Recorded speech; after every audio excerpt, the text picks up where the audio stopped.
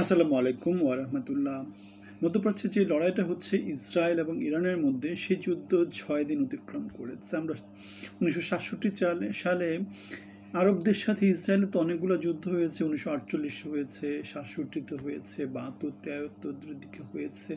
So নানা যুদ্ধে কিন্তু বারবারই কিন্তু আরবদের সম্মিলিত শক্তি, যেমন জর্দান, তারপরে আমাদের সিরিয়া, তারপরে মিশর, এই সম্মিলিত দেশগুলো কিন্তু একত্রিত হয়ে ইসরায়েলের ছোট একটা দেশের বিরুদ্ধে যুদ্ধ করেছিল, এবং সেই যুদ্ধে বারবার একেবারে যেটাকে বলে আর কি ভয়ঙ্কর রকমভাবে, লজ্জাজনকভাবে আরবরা কিন্তু ইসরায়েলের কাছে হেরেছে। ইসরায়েল তাদের ডমিনেশন, তাদের আধিপত্য সেই ডে ওয়ান থেকে, কেন 47-এ ইসরায়েল রাষ্ট্র প্রতিষ্ঠা হয়েছে, 48-এ মানে আরব ইসরায়েল প্রথম যুদ্ধ হয়েছে, সেই যুদ্ধে ইসরায়েল জিতেছিল।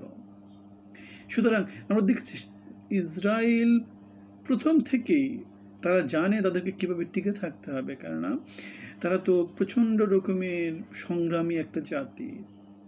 তারা তাদের যেই কয়েক হাজার বছরের যে ইতিহাস আছে, সেই ইতিহাসের মধ্যে তারা সবসময় কী করেছে, এক জায়গা থেকে অন্য জায়গায় তারা মানে দেশচ্যুত হয়েছে, বাস্তুচ্যুত হয়েছে। এখন তারা এই যে এখন যেখানে আছে আর কি, তারা ফিলিস্তিনের যে জায়গাতে তারা আছে, সেই জায়গাতে তারা তাদের আবাস রচনা করেছে, সেটা তাদের দেশ। এখন দেশকে তাদের প্রোটেক্ট করতে হবে, সেই জন্য তারা কী করে, তারা জীবন মরণ, তারা 110% ডেডিকেশন দিয়ে তারা জায়গাটাকে প্রোটেক্ট করার চেষ্টা করে। সেই জন্যই তারা জ্ঞান বিজ্ঞানে উন্নত হয়, টিকে থাকার সংগ্রাম তারা প্রথম দিন থেকে শুরু করে, এবং আলটিমেটলি জয় ছাড়া বিকল্প কোনো কিছু তারা চিন্তা করে না। সেজন্যই তারা প্রথম আরব যুদ্ধ, দ্বিতীয় ইসরায়েল আরব যুদ্ধ, মানে যতবার যুদ্ধ হয়েছে প্রত্যেকটা যুদ্ধে তারা জয়ী হয়েছে। এবং পৃথিবীর বড় বড় দেশগুলো যারা আছে, শক্তিশালী দেশ যারা আছে, সবগুলো ইসরায়েলের মানে সাহায্য পাওয়ার চেষ্টা করে, সবগুলো ইসরায়েলের বন্ধু রাষ্ট্র।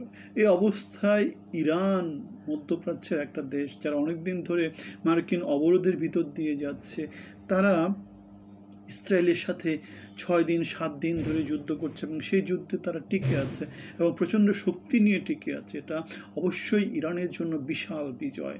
এবং আমরা দেখতে পাচ্ছি ইরান দাবি করেছে তারা ইসরায়েলের আকাশকে তারা ডমিনেট করছে। হ্যাঁ, তারা রকেট লঞ্চার, তারা নানা রকমের ব্যালিস্টিক মিসাইল, হাইপারসনিক মিসাইল, নানা রকমের ক্ষেপণাস্ত্র দিয়ে তারা ইসরায়েলের নানা রকম টার্গেটে আক্রমণ করছে, এবং সে আক্রমণ থেকে মোসাদের সদর দপ্তর পর্যন্ত বাদ যাচ্ছে না।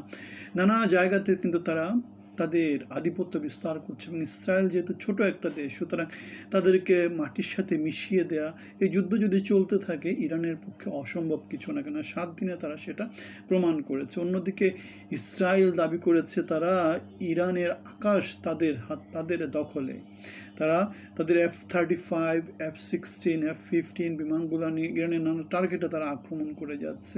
গতদিন তারা যে পারমাণবিক ইনস্টলেশন আছে, সেখানে তারা হেভি ওয়াটার, মানে পারমাণবিক বোমা তৈরি করার একটা অন্যতম উপাদান হচ্ছে মানে ভারী পানি, সেটা সেই স্থাপনাতে তারা আক্রমণ করেছে। তারা ইস্পাহানে আক্রমণ করেছে, নানা রকম মিলিটারি বেজে আক্রমণ করেছে, জেনারেলদেরকে মেরে ফেলেছে। সুতরাং এগুলো ইসরায়েলের সাফল্য, কিন্তু ইরানও সাফল্যের দিক থেকে কম যায় না। 7 দিন যুদ্ধ করছে, কম কি, বিশাল। যেখানে মিশরের মতো একটা দেশ 6 দিনের মধ্যে কি করে পরাজিত হয়, এবং পদদুচ্যুত কীভাবে হয়েছে, একেবারে লজ্জাজনক পরাজয় হয়েছে। সুতরাং আমরা দেখতে পাচ্ছি ইরান খুব ভালোভাবে টিকে আছে, এবং ইরান টিকে থাকবে। ইরান মুসলমানদের যে হারানো যে ঐতিহ্য, যে সফলতা, সেই সফলতার গান তারা হয়তো গাইবে। তারা, যদি আমরা শিয়া সুন্নি দুভাগে ভাগ করি, তারা হচ্ছে শিয়া জনগোষ্ঠী অধ্যুষিত, কিন্তু তারপরেও তারা মুসলমানদেরই একটা অংশ, এবং তাদের জন্য সফলতার জন্য আমাদের পক্ষ থেকে অনেক অনেক দোয়া থাকলো।